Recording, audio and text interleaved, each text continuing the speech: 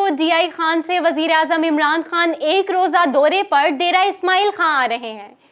वजीर आजम इमरान खान ज़रई यूनिवर्सिटी की इफ्तिताही तकरीब पर आ रहे हैं, जहां पर वो मुख्तलिफ वफूद से मुलाकातें भी करेंगे।